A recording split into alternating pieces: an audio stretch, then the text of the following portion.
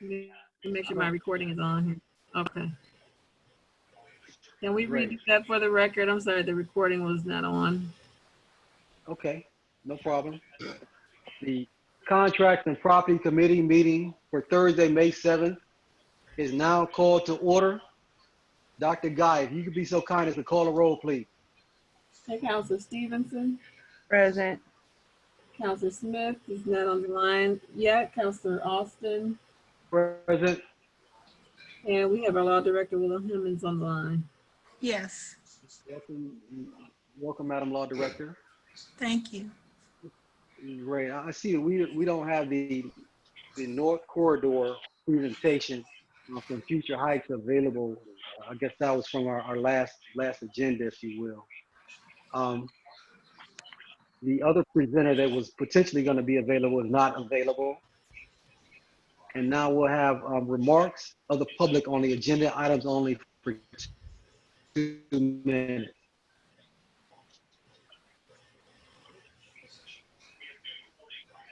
Hearing none. We're going to move on to legislation. Dr. Guy, if you would, please. Okay, this is one that was left in committee. Resolution number 08-20, a resolution authorizing the mayor to waive the city of East Cleveland, Ohio rights to its possibility of reverter in the real estate transfer to Lincoln Property Management LLC or its designee at a total cost of $6,550, which included 5 parcels of land formerly held by the city as part of its land reutilization program and located at 1823 Woodlawn Avenue, 1819 Woodlawn Avenue, 1810 Woodlawn, 1818 Woodlawn, and 12558 Euclid Avenue, East Cleveland, Ohio, 44112, as set forth in resolution number 08-14, requested by the mayor and sponsored by Councilor Austin, Councilor at Large. Right. Is there a, Madam Law Director, you want to speak to this? I got some reservations about, I believe this is the Mickey location. Oh, And I think we needed some more information about this. I think this has been completely changed. Is that right? pardon? Well, I think that the mayor, I know very little about it. It was in 2014. And I think it was requested by the mayor. Let me call the mayor to see if he would be so kind as to join us. I left him in the building. So, Yeah, like I said, this is why this stayed in committee. There was some discussion about UCI actually backing out of this or something along those lines. I want to make sure that this is the same same batch of land yes, that we discussed before. yes. Well, I don't have the login information. Well, Oh, the login information is, it's on the website. I have it. You ready? Mayor? He didn't have the login information, but it's on the website. So he should be joining us shortly.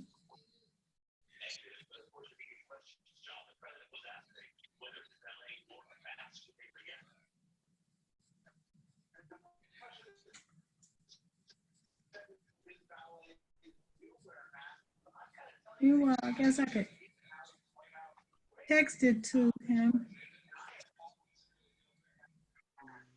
Let's see.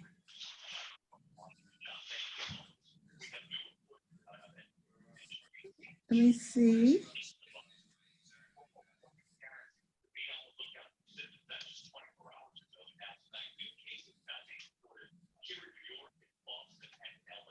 hey, Willa, Yes, you got it? It's, that was Belinda. I couldn't find the email with it, so Belinda had to call me. I'm on now. okay. Okay, yeah, I'm texting you the meeting ID, and here comes the, I'm on now. She just, Belinda got it for me. Oh, she did? Oh, okay. You on? Yes, I am. I have you joined the meeting? I have. I just clicked join. Okay. Yeah, they had a question.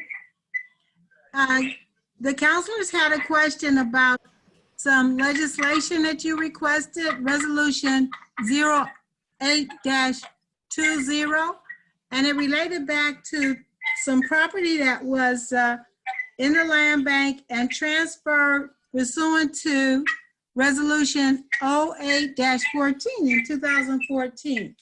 So they wanted someone with some knowledge to speak to it. You guys hear me okay? Okay, Yes, kind of low, but we can hear you. okay, I'll hang up. Okay.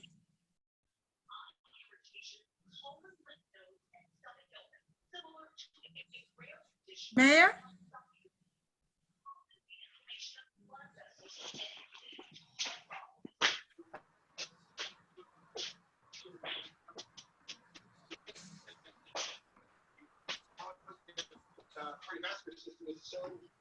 Hello, can you hear me okay?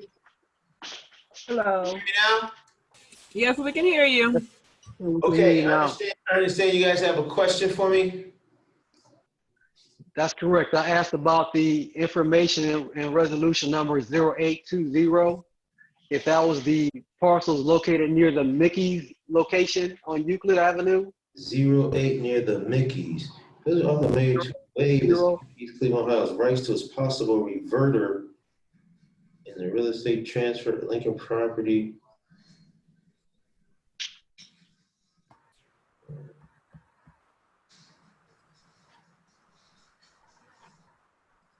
Yes, yes, yes, that's it. That's it. So that's excellent. So what we're doing is we're actually trying to execute the, we're trying to What's the execute. latest? Willa, Yes? yeah, this here is the Mickey's building, yes. They wanted some information, because it's from 2014. Okay. Well, Okay. it got left in committee, so we're just trying to see what the status is. I don't know what the pending information that was needed for council, but Councilman Austin, what information do you need? The UCI.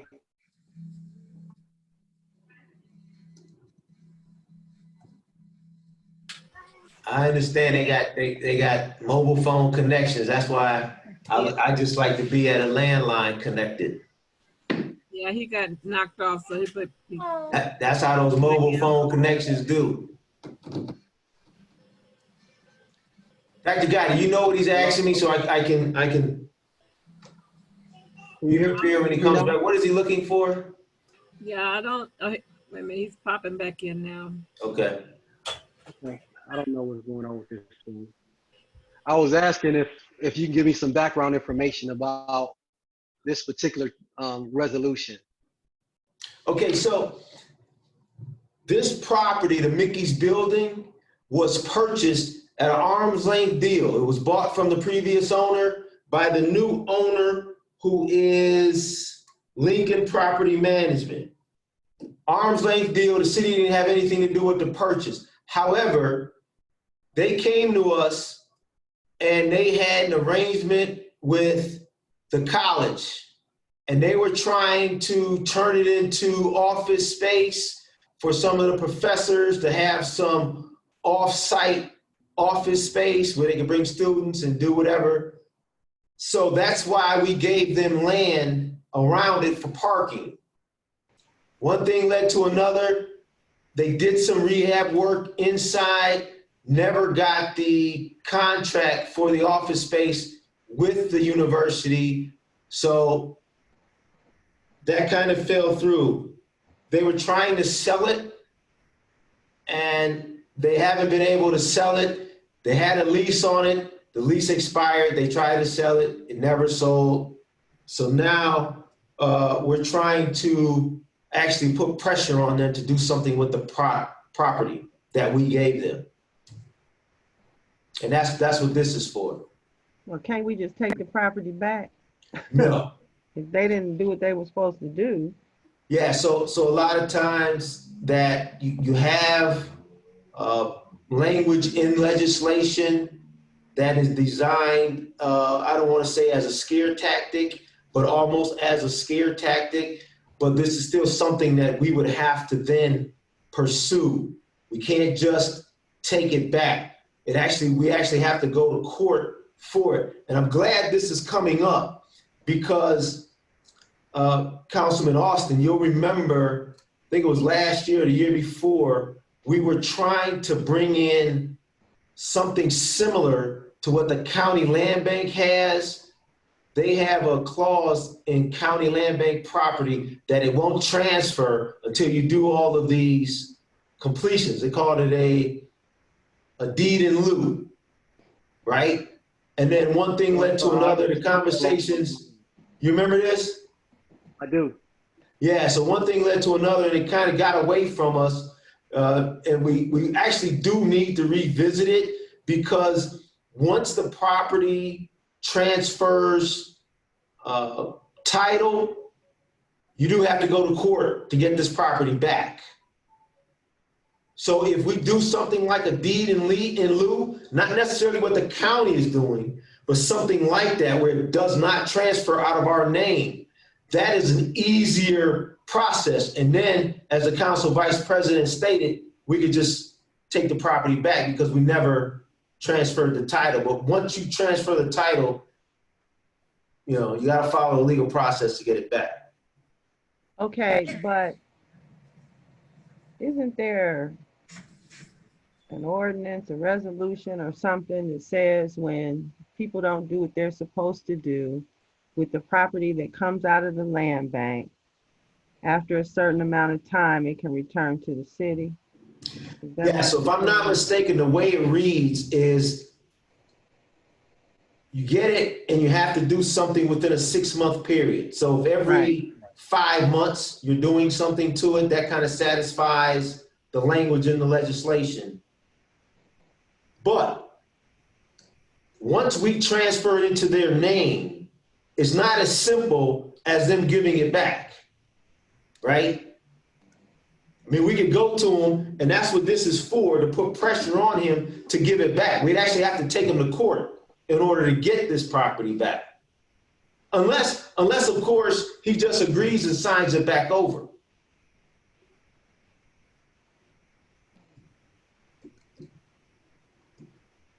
Did I answer your question there? Okay. Yeah, Mostly, and this, the Lincoln, let me go back in. Lincoln Property Management, who is that? I don't. So Lincoln Property Management, and you know, forgive me, this is 2014. I remember we passed the legislation giving them the property that were in the land bank parcels, or the parcels of vacant land that were in the East Cleveland Land Bank. I don't really remember who these guys are. Yeah. And again, this wouldn't be for the Mickey's building. This is just for some parcels around it. Right. I do so remember what's some the discussion a couple of months situation with ago. us going to court? What's our, I got, hold on one second. Let me finish my okay. line, if you will. Just to make sure that I'm clear. So the long pole in the tent is these lots and moving forward and getting the Mickey's a buyer situation that can actually bring that property back to prominence, if you will. What is the city's goal with these lots? Just to make it clear on record. So the city's goal with these lots is to get the lots back in the city's possession. Then that way we have a bigger footprint for redevelopment, right? A second thing that we'd also like to do, and we hope that this will accomplish it, is to kind of put pressure on the owners to do something with the property. Right now, it's privately owned. Again, we're talking about the Mickey's building, but for them to do something with the property. Right. So that's our hope, is to take the land that we have, get Okay. that land back, and it'll add to the footprint that we have over there. It'll increase it, right? So we'll have more buildable land. And the second is to put pressure on him to do something with this property. If he doesn't want to, redevelop and use it himself, then to sell it and offload it, but to stop waiting on the university to then move office space over there. Is there a possibility that the city could lease the land Okay. versus selling it? Okay. So this land's already sold. That would be another conversation. But yes.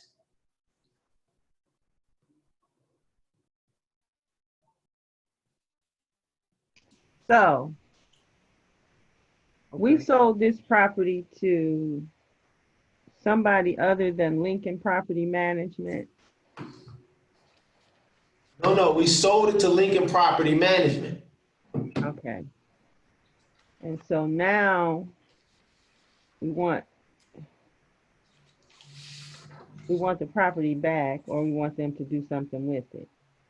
Absolutely. And just because we're in the property and contracts subcommittee, what we're going to have to do as a municipality is come up with a way to put pressure on people who are holding properties. And the one that I love to reference is the old McDonald's building, or parking lot rather.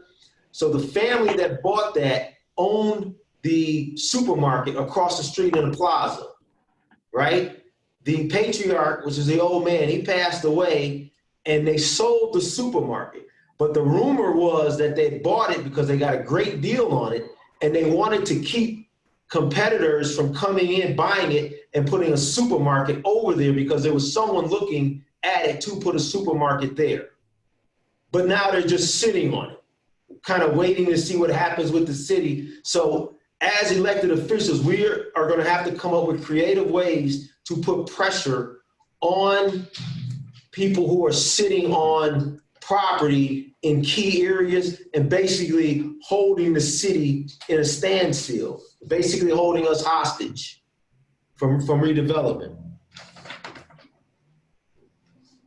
But can't we, Mr. Mayor, can't we do that with the resolution that, there was a resolution that Councilor Gowdy brought to the table about this vacant land. You want to think something?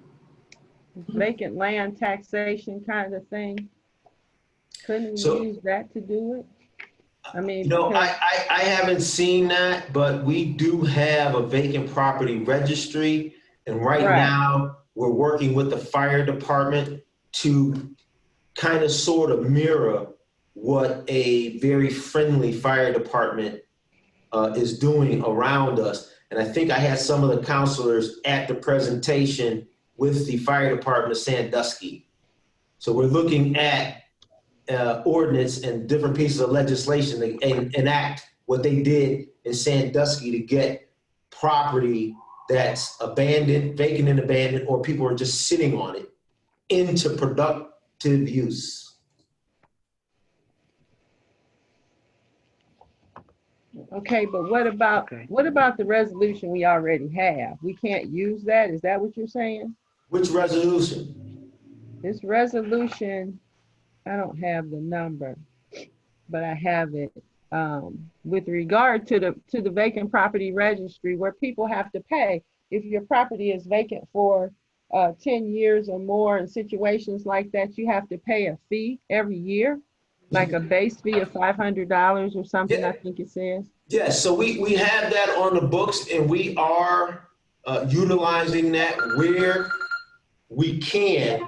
The challenge with that is because we're such short-staffed, in the Building and Housing and Community Development Department that maybe 10 properties get taken through the paces. And then there are a number of properties that fall through the cracks, so to speak. And we can't locate the owners. And we can't locate the owners. So because of that, we're looking at the fire department, excuse me, again, because Sandusky, faced with the same challenges, utilized their fire department and had a much better rate of success. So that is why we're looking at the fire department to kind of take this over. And there are slight changes versus what's on the books now and what is being looked at to be proposed by the fire department. Let me make a comment on that. I also attended that briefly with the Sandusky Fire Department came down. I guess he used to be the fire chief for East Cleveland, and yes, the fee schedule I thought was respectfully outrageous. For some of the folks that are, children are a little bit challenged with getting on the business back online or just basically walked away from the properties.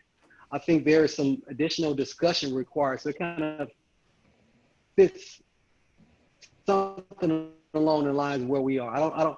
They had some lakefront property where there was a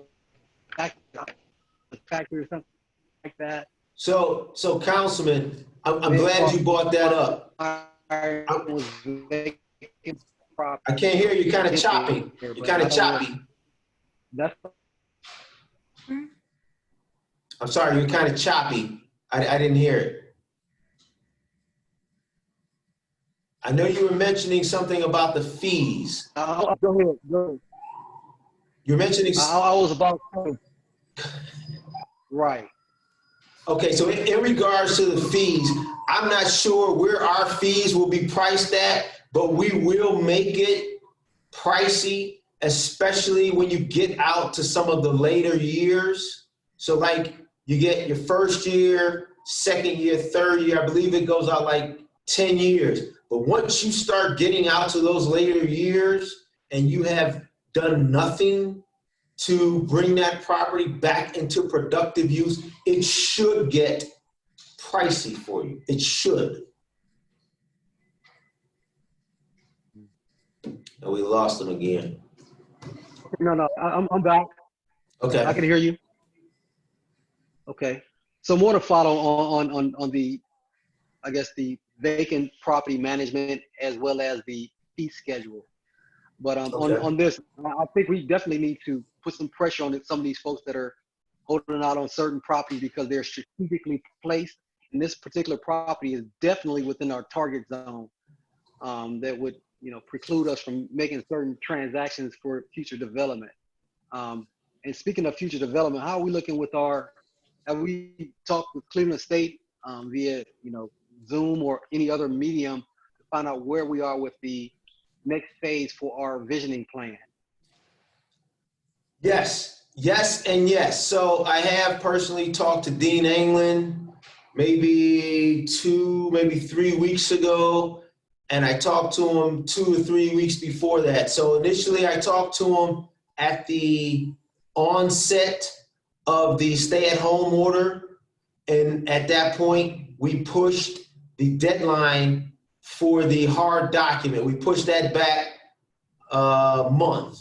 And then I talked to him 2 weeks ago, and we pushed the document back to be determined, is how we put it, because we did not know when the economy would open back up and would allow them the opportunity to proceed with their research and then their findings and reporting of findings. So right now, as with much of the economy, Counselor, it is on hold. Okay. I think there were some dollars associated with, them assisting us with the visioning plan. Are those where the economy kind of comes back on hold? How does that work? I'm sorry, you were a little choppy there. I didn't get the question. Okay, McGregor gave us a grant to help us with funding the visioning plan. Will those dollars be expired by the time the economy comes back online? Or is that a specific dollar set for action for the actual development of the visioning plan? Yes, so the visioning plan was X amount of dollars. I want to say it was 30,000, and it is paid for. And the $10,000 grant from the McGregor was used to pay for it. So the visioning plan is already paid for. Okay, all right, that's good news. Thank you. Okay, so I would like to discuss this resolution number 0820 to make sure we have the full understanding, and it would take another look at the legislation that is already on the books to make sure. I've got a very good, I remember a lot about what we discussed as it pertains to taking care of property and addressing issues. I think we started with that team out of DC that really sparked the conversation and need for legislation because, and again, all that discussion still didn't work out the way we would like to have it work out because they end up buying a property, giving it back, and taking the money and running, basically. And this legislation trying to put in place was trying to prevent agencies from coming, dishonest agencies from coming into our city and doing what this agency did. So yeah, we do need to retweak that legislation so that we can kind of cast a wider safety net for the benefit of the residents of this city to prevent this, that waste, fraud, and abuse from happening again. So excellent. Some more keys that we need to put in before we kind of just pass this right along. What are your thoughts? Were you able to hear me? My thoughts are you talking to your colleagues? Your thoughts? Yes, my thoughts are absolutely, we need to revisit the legislation that's on the books as to, again, like a deed in lieu or something like that. And I believe you were with us when we went to UCI to discuss land lease. And we still have that on the table to fully develop that where we could lease land instead of selling it. Yes. Madam Vice President, you have any thoughts? I agree. We need to leave it in. We need to leave this. I need to vet this some more. I don't. I just found out where Mickey's was. Look. So yeah, we need some more. Again, that's not the Mickey's building. That's property behind it and then across the street. Yes. Right. Vacant, I understand. it's vacant lands. And we're trying to take this property back, what we're trying to do. Right. I understand that, but I think that there may be legislation that can help us along the way. And we need to put some more effort into this. Give us some more time to look at this. So, counselors, I appreciate you doing your due diligence and wanting to help out. I would just ask that you keep in mind, we're in a holding pattern now, so it's a good time to do research and legwork, and we can sit down in Zoom meetings and kind of brainstorm these things. So it's actually a good time to do that. But then as the economy gets back up and running, we do need to get up and running out of the gate so that we are in front of a lot of things, this being one of them. Okay. Well, if the committee would like, I would like to reconvene in a week. We'll just come back together on Zoom for about 30 minutes and discuss our findings, and I'll contact each of the committee members and ask certain questions, and maybe we can kind of everybody grab a leg or an arm and tackle their section. And we'll come back and talk about, well, this is what I understand and this is how we move forward. So we kind of tackle two birds with one stone, if you will. So that way we'll address the legislative responsibilities and authorities of the city to take the property back, and we'll address this particular resolution to make sure that this particular owner knows that we are interested in regaining control of a vital piece of property in the city. Excellent. Thoughts, objections? Okay. All right, so we'll move on to ordinance number 13-20. We're gonna leave this in committee so we get a little bit more information and a little bit more teeth in our legislation. Okay.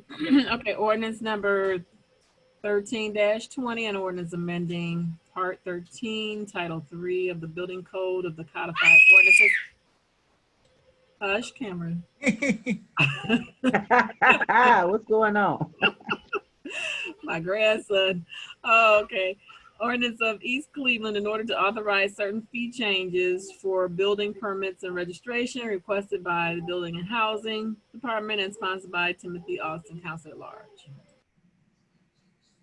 Okay, and I do know about, we discussed this before about the permit fee changes, which made sense. But Mayor, if you would be so kind as to advise what the long-term intent is. So this ordinance amending Part 13 of the Building Code Codified Ordinances. So one of the things we've been talking about, Counselor, is that our ordinances, our fees, assessments, a lot of language that's in the Green Bible, as we call it, has not changed. So we haven't keeping pace with the normal rate of inflation, with the economy, with other surrounding municipalities. And as you don't keep pace, you fall behind. 30 Is what I years like- behind. Is what I like to tell people. It's not about, it's about not falling behind, because when you do nothing, you actually are falling behind because everyone around you is growing, learning, and advancing. Unless there's somewhere you can get a can of Pepsi for 25 cents. So that's why we need to raise these and other fees. Okay, yeah. Contractors. Right, and that's what I was gonna say. I think these were associated with permit fees. And there was Yes. some discussion by Mr. Melran Lee that discussed like having a set fee for rehabbing a house, which was very convenient because you didn't have to go back and count each outlet that you're gonna put in the house to bring it up to code. So, you know, so many outlets per square foot, so many, one outlet per wall, based on the size of the room, all kinds of cool stuff like that. Yeah, so a lot I of thought that was cities have very good. changed how they do it, right? Right. So what I would like to do is, if we do allow this one to move forward out of committee, because it did make sense in the way I understood it, I want to make sure that my colleagues have the opportunity and the benefit of having Melran Leach come back and present, you know, in Cliff Notes. These are the things that are changing. These are the comparables between this city to our city, and this is how far we've, like you said, Mayor, fallen behind. So I did support the increase in fees for permits because it kind of made sense, because I go and pay my permit fees in other cities and they cost more than what we have to pay. And I think there was another fee associated that kind of made sense. So I guess it would be nice to have Mr. Leach come back in and, you know, brief my cohorts, and, you know, so we kind of all get on the same page straight from the horse's mouth, if you will. Your thoughts? I like that because I like a well-informed, when I was on council, like to be well-informed so that you make a sound decision that you're comfortable with. However, because life is life and we all don't have the time to sit down and actually do our due diligence in understanding what we're voting on, there will be times where we need to lean on each other, particularly the chair of the committee in which the legislation comes out. The chair should master the information. And the other counselors should rely on the best judgment and explanation of the chair as to why the legislation should move forward. I'm in agreement with, yes, bring mail out. Yes, have counselor understand it. But again, as with the last legislation, at some point we have to execute. Sometimes you study, research, question, and the world passes you by. Right. So I don't know if you heard my response to this particular legislation, but this ordinance was, in my mind, okay to move out of committee and move forward. But what I wanted to give the other counselors that are new to the, obviously, the council, if you will, the opportunity to get some of the information that I got. And I have no problem saying the bottom line is there is a fee schedule that was presented to us as a council. That fee schedule allowed us to catch up, not surpass any of the other cities, but at least catch up and make things more, how can I say, economically feasible for processing through the building and housing department. Like I said, one of the things that I thought was very innovative was having the opportunity to pay a set fee to do a rehab on a home. And no other city had that option available to them. So when I say innovation, that's truly what I mean, innovation by Yes. our building and housing department. There was Yes. some opportunities to do specific things through permit and have a reasonable cost associated with those transactions that kind of made sense. So kind of we can keep the lights on and pay the bills. And that's the cut and dry, the most direct explanation that I can provide for this piece of legislation, which again, I am not opposed to moving out of committee and allowing us the opportunity to vote on it, but I also want to provide a little bit more information, and I will do that. And I don't have my note in front of me because I did take some notes, and it is imperative that we do better with our building and housing team, giving them the personnel and resources to move forward, because I'm still waiting on a couple of inspections on a couple of my properties that we rescheduled a couple of times. One time was Good Friday. Yeah, I guess that's a good reason. And another time, you know, I had a court date that I had to go to, then a court date got canceled. That's all my stuff. So they are making the effort to do the right thing by us. And Council Chair, if I could add one more thing, our due diligence to support their efforts. So this definitely. If I could add, Council Chair, we are going in to the height Yes, sir.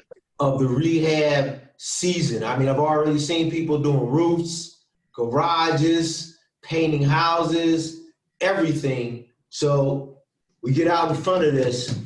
The sooner we get this enacted, the better position we'll be in to actually utilize it.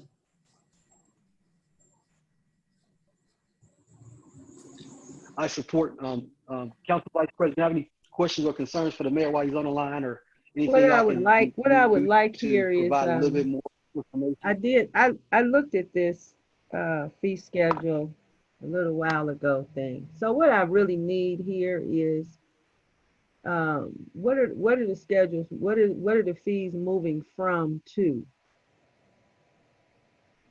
And then I'll be good. The old Green Book, yeah, they're the original fees. Right, but what are we moving them to? I do have that information in my notes. So I think it was gonna be like something like, I don't feel like guessing, but there were some increases required and like a standard flat rate instead of like $25 an outlet. I think I can't remember the exact number to do the dollar figure to do an entire rehab. When we initially looked at this last year, the Melran, the director, he did have a document that had that on it. So we can ask him for that document. Yeah, Okay.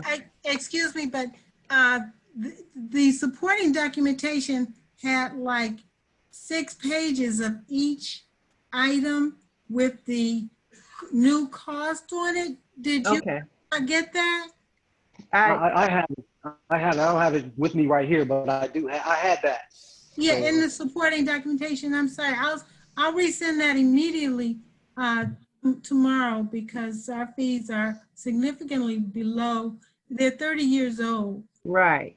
So I will send that again to you guys tomorrow. Sorry about that. Thank you. But with that, I'm good. We need to make money all the time.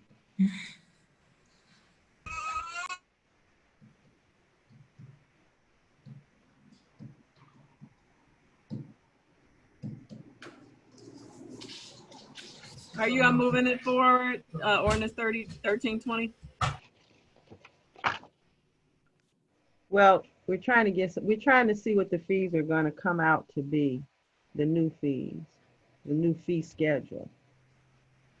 Yeah, I thought I had sent that with the supporting documentation. So I'll send it to them in the morning, and Melran has, we did this in 2018 when it was first presented, and Melran showed me, I don't know if he shared it with council, how, He did. He yeah, did, he did. I remember seeing that document. Big, it was a Yeah. big document, and we'll get it, we'll resend it to council Yes. so that the new counselors can see it. And I appreciate you guys moving it forward as the new counselors are reviewing it. That would be great. Right. Okay. Dr. Guy, let's keep it moving.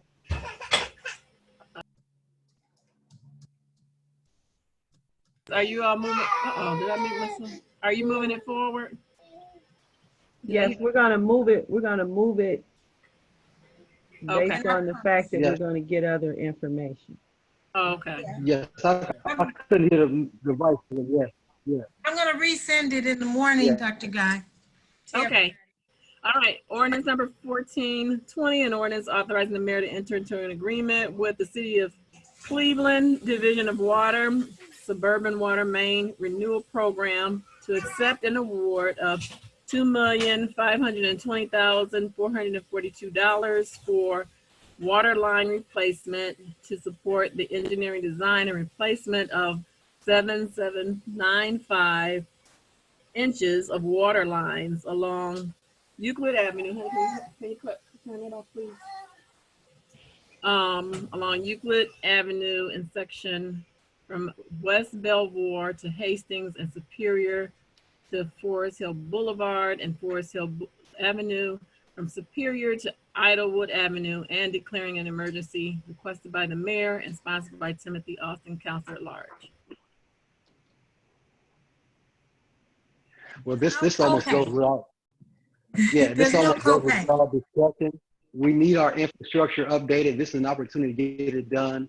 And to whomever sought the grant out and did this phenomenal tooling and or mining for the required dollars, a feather in your cap. And I have nothing else to say but just joy. Thank you. It's good, great to hear. I wish they were doing page 2, but I will accept, Don't the get right limits greedy. of this. Right. So, but yeah, I have no problem moving this forward. Your thoughts, Madam Vice President? Move it. Move it. Great. Okay. Thank you. All right. Thank you. Thank you. There was another piece of legislation that was going to be introduced from the floor.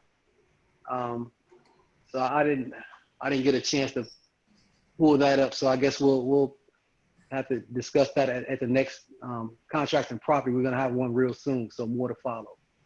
Okay, So- Dr. Guy, we're going to move on. Go ahead. So, Counselor, the legislation, without introducing it tonight, that one, and then I wanted to talk about Shaw and the ordinance that we were looking at with that. I realized I missed your last meeting. So I wanted to just have discussions on these and wondering if that would be okay. There's no legislation to move tonight, just to begin the discussion so I can find out deeper your reservations or your concerns, and we can address those moving forward as opposed to waiting forward to then talk. Okay, well, Mayor, I will definitely give you a whole bunch of time in a couple of minutes to discuss anything you want to talk about, and we'll kind of use that as an opportunity. So this is a committee meeting. We could talk about things that benefit the city, but I don't know if we don't have any public on anyway. So I'm just gonna stay with the agenda, and then we can have some additional dialogue during your remarks, if you will. Okay, thank you. Remarks and requests of the public, 3 minutes. Okay, hearing none. Okay. Response of council and mayor to the remarks of the public. Okay, Mayor, if you would. Okay, Willa, what was that first piece? The Shaw Avenue piece about the parking. That was one piece. There wasn't there another one? Okay, so let's talk about the Shaw High alumni Mr. and Mayor, the special event parking. excuse me, Mr. Mayor. Yes, With the Cornerstone. Yeah, I forgot. yes, Cornerstone, that's it. So Cornerstone was supposed to have a temporary use permit. And understand you guys have all of the information that you need for that. I resent it today, Mayor, because I sent it first, February 27th at 6:33 p.m. But I guess there's a glitch in the email and they didn't get it. So I resent it this afternoon. But they've only had it, I guess, for about an hour. Did everybody? If it came in an hour ago, Yeah, didn't have it I at all. saw it. I saw it. I didn't get a chance to review it. Yeah. I had sent it February 27th at 6:33 p.m. according to my email, but I guess it didn't transfer. Okay, so There was another piece of legislation for Cornerstone that was passed last year, so I think that got mixed up with that one. yeah, so that legislation that was passed last year was for the building on Noble and Euclid, which subsequently have been torn down. And from my understanding, they found another location, the old Privé, and they want to put the drug rehab facility there, but they need a conditional use permit. And that's what this new legislation is about. It's conditional use permit. Yeah, the NAC approved it. So now it's up to council. Okay, well, once we get the information in our inbox, well, now we have it in our inbox, we'll definitely take a look at it. And that's definitely something to consider. Yeah, Are they sorry buying it's so that late. property, are they leasing it from the city, or how's that working?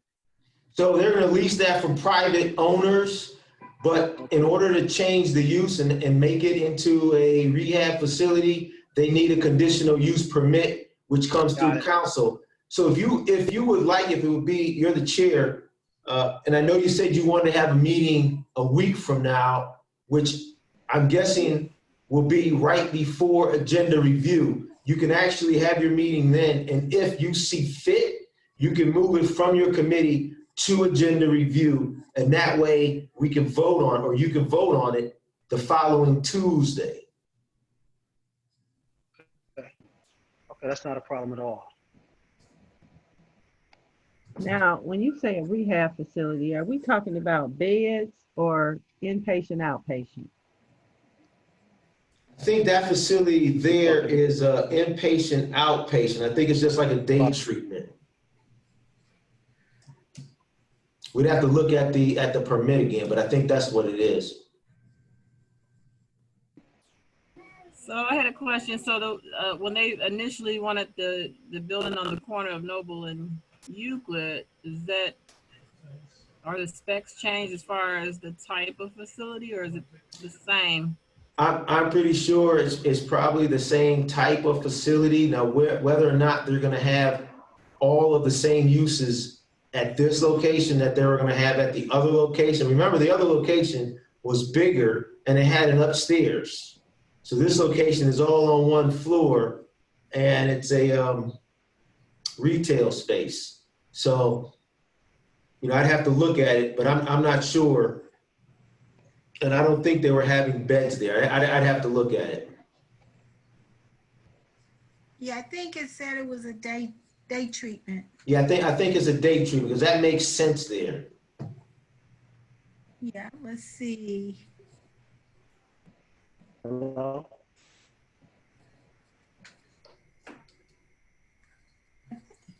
Let me see.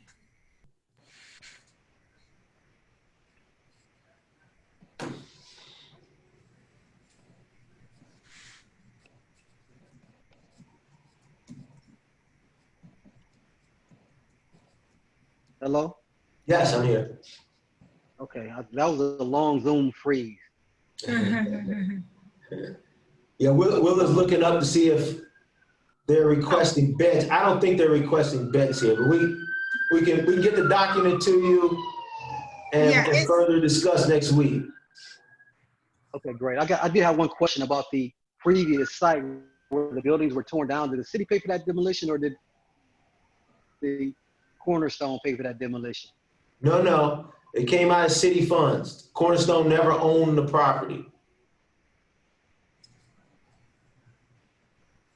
Don't, donate the land back to the city, or what happened with the land? No, that's the city's property. The city Okay, still great. owns that property. Right, you're right. That's good news. Okay, I feel better about the new location, and I'm okay with that. I think I was kind of excited because they said there was going to be well over $1 million worth of investment in the city, and help us with the aesthetic of that corner, from yellow building with stickers all over it to now a professional facility where treatment can be had by those that need it within the city and beyond. Right. But it's okay. I think I feel better knowing that there's an opportunity to redevelop that site, and it's already in a posture by which that will be a little bit easier in the future. So, Okay. so I had a question. Any other thoughts, Mayor? No. I had a question, Counselor. Go ahead, Dr. Guy. So with the legislation that was passed last year, giving them that site, what happens with that? It's just sitting as, that council passed it. What do we do with that? Void it Okay. out. I think we could guess probably I'll make back legislation and to rescind rescind the it. legislation because it's no longer valid. Yeah, There I'll you make go. Thank legislation you, to Madam Law rescind it. Director. And I did find the supporting documentation, and it's approval for pursuant to our municipal code 1123.03 AA as a place of education and a place for substance abuse treatment. So that would mean it's a day treatment center. If it was any kind of a group home or anything else, it would have had a different kind of, needed a different kind of legislation or been pursuant to a different kind of code. Okay. Okay, well, thank you, Madam Law Director. Thank you, Willa. Yeah, I'm sorry. I'm on two computers here, iPad and a laptop, and it took a while for the other one to get revved up. Okay. Madam Vice President, you have any thoughts about that particular discussion? Nope, not at this time. Right. Okay. Well, Madam Vice, this would be an opportunity if you have any remarks. This would be your 5 minutes to discuss them. Counselor, Chair, you said we could discuss the Shaw High. Right. Oh, yeah, that's right. I'll take that back, Mr. Mayor. Yes, so we went over the need for the ability to charge event parking fees, right? Now, the event that we use, that we have in mind that we're talking about is the Shaw High Alumni Weekend, but we could use this legislation for other events as well. We're giving ourselves the ability to charge fees for events, for parking and whatnot.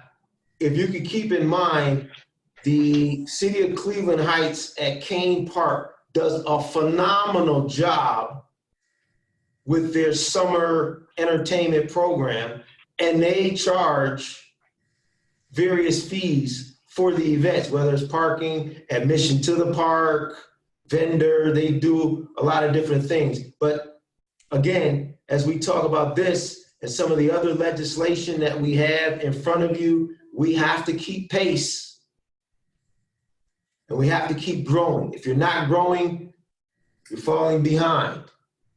So this is just another piece of legislation that will allow us to keep growing and moving the city forward. I think some of the consternation or pushback from some of the other council members was about, the atmosphere surrounding specifically the Shaw High reunion, and did not want to necessarily have to impose. So I can understand that. I can understand the consternation. I understand it, and I feel the reluctancy, and trust me, as an alum, I feel it.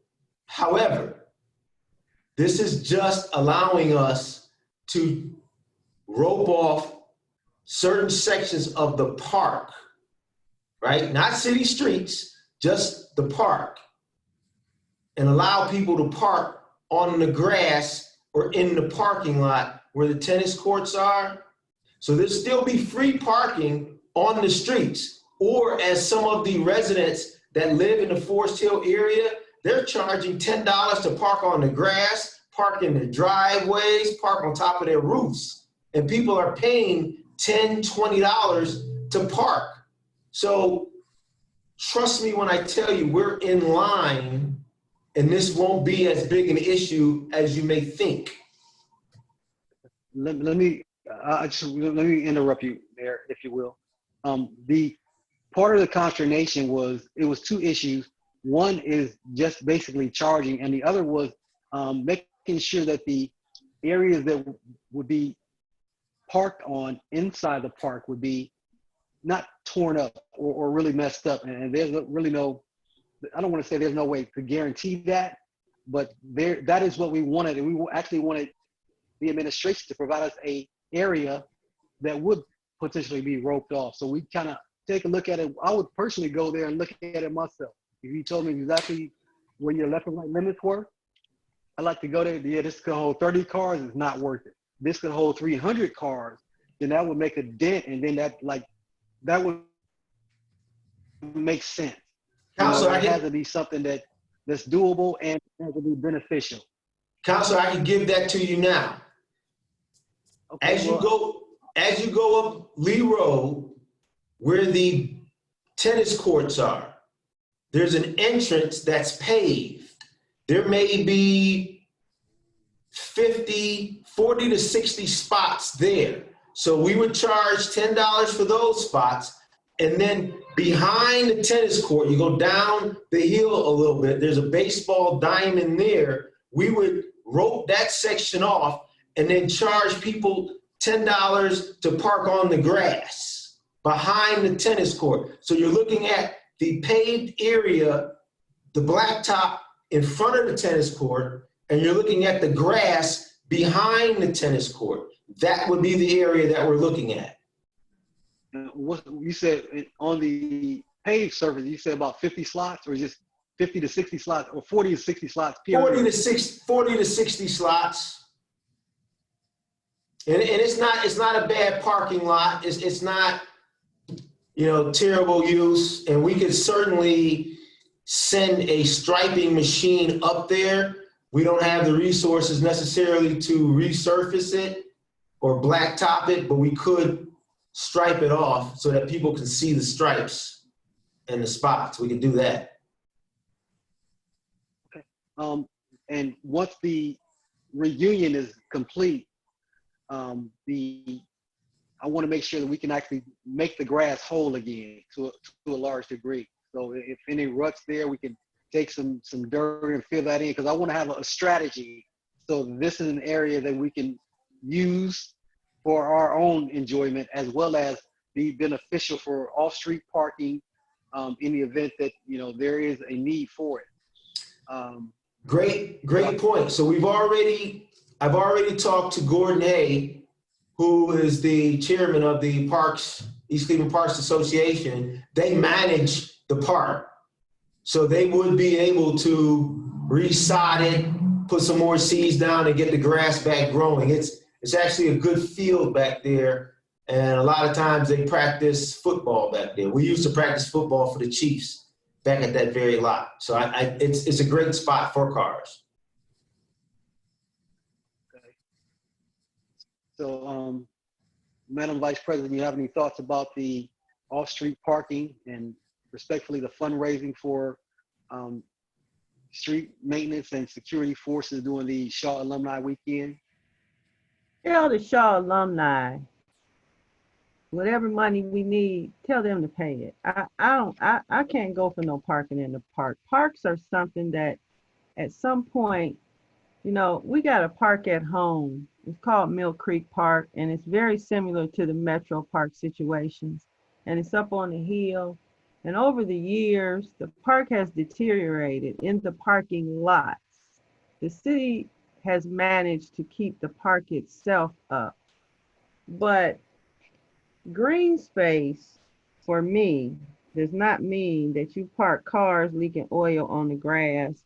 If it rains, then you got cars sinking down in the grass. I just think that we can find some other way to get some money other than this. Can I come back? Yeah. So, Sure. Counselor, I understand your concern with this. Now keep in mind, if leading into that, there's a major rain and the grass floods, then we would not let cars park in the grass.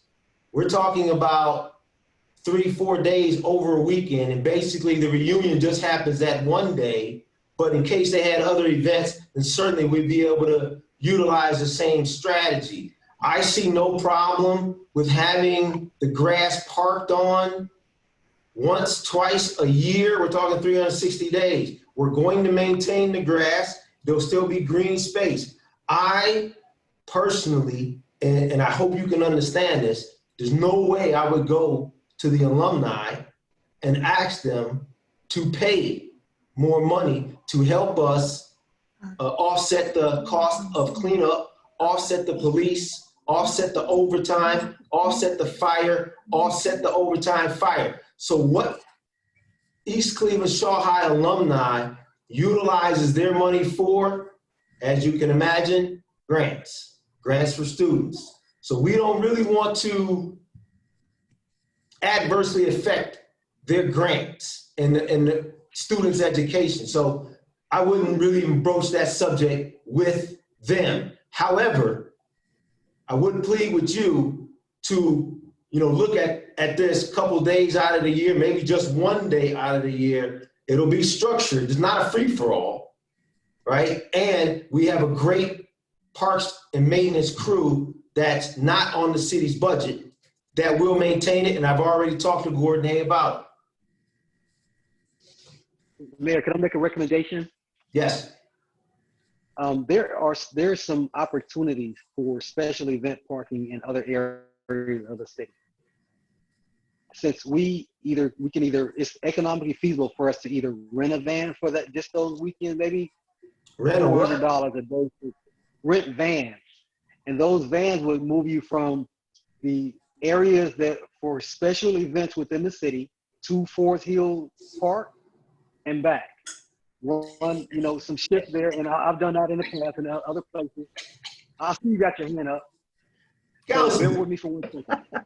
Councilman, I can tell you ain't a Shaw High grad. Oh, come on, Mayor. That's not a big deal to me. I graduated from somewhere. But let me say this. Let me finish it. They'll pay $100 to pull their whip into the lot, run it around a couple times, and park it. And then sit on top of their car. They look, Shaw High, EC, we love showing off, right? So to say you gonna park in Akron and we gonna bust you here, they ain't gonna go for that. You'll find no takers with that. I concur. You'll find no takers.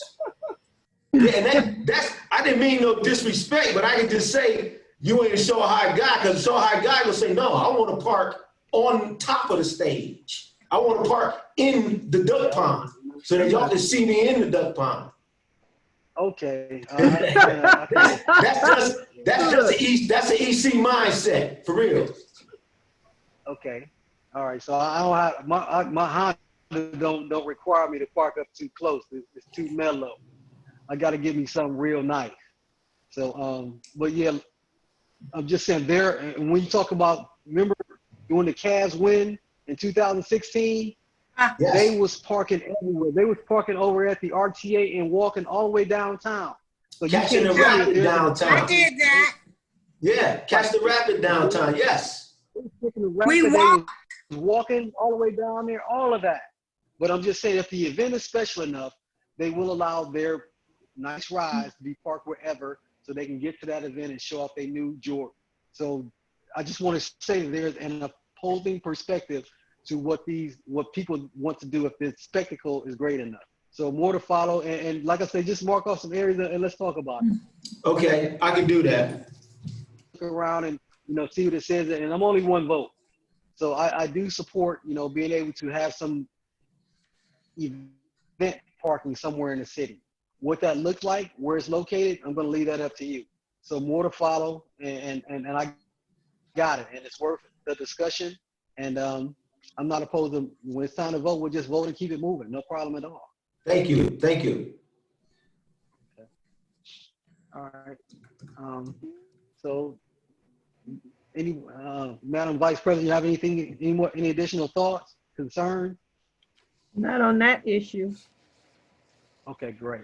I've been going through, the finance department sent me like a list with a couple of contracts on it. And I'm just gonna say foul, Mayor. That little list that they sent me does not represent the contract within the city. And I'm offended. I don't like to be talked to like I'm stupid. I'm far from it. I did not appreciate it at all. Is it something I I'm did? gonna have to go back and revisit these. No. It's something that the representative for the finance department failed to provide. And I'm a real simple guy, but you're not gonna make it so simple that I don't get nothing that I asked for. So I seen Okay. he thought I must not know what a contract is. That was wrong. I do know what a contract is. And the little list that he sent me does not represent the contracts that have been let since January of 2020. So if you could be so kind, sir, as to assist me, and I just want to make sure that I'm not blindsided, or I like to be informed about something that I'm associated with. Contract and property, I'm associated with it. I want to be informed, and that's all. If you would come to my office tomorrow, we could get this squared away. Thank you so much. Thank you so much. And matter of fact, if no one else on the call has any other additional comments and or concerns, any other comments or concerns? Chairman, I have one more issue that I just forwarded to you before I came into this meeting. I have it here in my hand. Yes, sir. I'm going to read part of it. I forwarded it to Dr. Guy right before I came in here. Now, this is for Cuyahoga County, who does a lot of our sewer and catch basin work. And they're saying, we are requesting that you process the attached legislation as soon as possible and return it to our office. Now, what this does is allow them to keep doing our work. Now, you can see on here that I just got it today. It has the date and it has the time, and it's saying as soon as possible. I know we always get in that conversation, stop sending us stuff the day before and talk about it as an emergency. I was on council, I've been there. Now that I'm the mayor, I see how it happens, and now I gotta come to you and beg for you to look at this next week at your property and contracts meeting before the agenda review so that you can review it, move it from your committee to the agenda review so that it can be voted on the following week. As you know, the county public works, they spend a couple $100,000 a year maintaining our sewers and catch basins, the dips in the road. They're the ones that are coming out on Page, Wine-Moore, and those other streets over there to deal with those impressions. They just sent this out, Dr. Guy. You should have it in your inbox. Mayor, excuse me, this is Willa. Do you need to send it to me to put it I CC'd you as well, Willa. tonight? Okay. I just sent it before I came in, so it should be in your email. Yeah. Okay. Well, Yeah, and this is for the 2020 preventative maintenance program. And it says here legislation, they weren't doing it every year, but as you read this email, they're saying that they may be going to every year having to pass this. So that's why it's an emergency. I would ask that you please look at it and consider it for next Thursday. Mayor, I'll put it in a format that we'll present as our regular legislative request, and then I'll send it to them in the morning, okay, Mayor? Thank you, Willa. Mhm. Okay. Madam Vice President, this is really your committee. But if I can share a few notes with you about the program that the Cuyahoga County Public Works provide to us is absolutely phenomenal. There was some issues with some catch basins that had been clogged for a long time. I think we had a outstanding balance of over $300,000. You remember that? So Yeah. yes, come on, Mayor, I'm the other guy. I'm focused on the stuff I'm responsible for. Yes, sir. Yes, sir. Yes, sir. Yes, sir. With that, we were able to get additional dollars through additional taxes assigned by frontage foot for each property in the city to get that debt at least to a point where we can manage it. And now that debt is managed, we now get back to a cyclic maintenance schedule. And this is the part of getting back to that cyclic maintenance schedule, because we were emergency repairs only because of the dollars that we owed them. And now we're getting to a cyclic schedule again. I encourage us, if at all possible, to pass this legislation and let them know that we are indeed great stewards and partners, so they can continue to provide us the support, because we don't have the infrastructure to do the work that they do for us ourselves. And that's the basic information, the backstory, if you will, for this legislation. I do understand that this should be in the General Services Committee, but since you are indeed a part of the Contracts and Property Committee, I would like to have this as a part of the discussion, the next Contracts and Property Committee, if you allow it. Your thoughts? I would like to see, Madam Vice President? yeah, I would like to see the legislation that you're referring to from before, Okay. So, so that I right. can right, understand it. Is there something I need to do, right. And Mr. Chair? right now, Madam Law Director, there is some legislation that is two pieces of legislation that was associated. One piece was to allow us to get the tax increase per frontage foot, and the reason why we had to do that. Maybe that one piece of legislation may give her the backstory and kind of explain our relationship and what and then there's actually maybe an information document the mayor may be able to provide as far as our memorandum of agreement and or understanding with the Cuyahoga County Public Works. Right. May bridge the gap so that the chairperson of the committee can be absolutely phenomenally informed. And I will really appreciate being that informed myself. So thank you, Madam Vice. Could you send That is me? a good request, and I think that we can accommodate that. Hello? Madam Law Director, I couldn't hear you. Yeah, could you send me the information you're requesting? I will, no problem Okay. at all. Okay, well, if all minds are clear, I would like to take this opportunity to say thank you all for participating. It was very beneficial, at least to me. Thank you. I'd like to adjourn at 7:45 p.m. Before you adjourn, I got a question.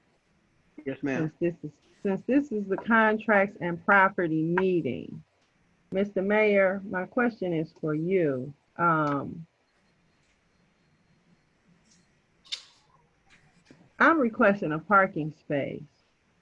I have been walking from that parking lot through that little alleyway over there where there's no lighting.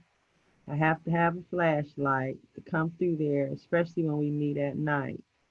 There's nowhere else to park over there in the back parking lot. When we come down there during the day, all the parking spaces are completely full. And I'm not comfortable at night walking through there. I have a license to carry, but I can't carry my gun coming through there because I'm coming out of a council meeting out of City Hall. So something needs to be done. I don't want to get into no thing down there with nobody. So something needs to be done so that we can resolve this issue. And I don't think it's just my issue. I think it's a council issue. period, because I've seen other counselors jumping over the wall and all of that kind of stuff trying to get to a parking space. So what I can do, Council Vice President, there are, I want to say 4 spaces when you first come in the lot that are designated for council. I know one of them has the inspection vehicle in it, and the other one has your other car in it. So we can move both of those cars. I need to get the keys back from the president for the gray car, and we'll move that one, and we'll move that blue like Sidekick or something. And then those 4 spaces right there are marked council space. And then it's just a matter of managing personnel throughout the day who's parking there. And I sent out a memo as to, hey, stop parking in the council's designated spots.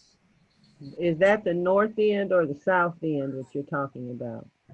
So that is the north end of the lot, if I'm not mistaken. Yeah, that's the north end of the lot. Okay. I know you Yes, can't get in there, so that's just my concern. I don't want to have to beat nobody up down there. Okay. The spots are close to Beersford. Every once in a while I get the parking there. And I think it says like after 5 o'clock, you know, these belong to council or something along those lines. So if Yeah, the mayor but- is willing to fill out a note, we should be okay. But if I'm there during the morning, you know, and then these guys there's are one spot rigging that up they keep all wiring day. coming from the air conditioning across the wall. Kind of interesting. Okay. All right. Well, Madam Vice, we're here to support, and like I said, if the mayor is going to send out that note to the other employees, then I think let's give it a try. All right. Give it a try. Okay. All minds are clear. Yes. Great. So I'd like to adjourn the Contract and Property Committee meeting at 7:49 p.m. All in favor? Aye. Aye. Okay, great. Thank you. Adjourned. Thank you, Dr. Guy. Thank you all. Thank you all. Thank you, See you Mayor. guys. Y'all take care. All right. Good night. Good night. Be safe.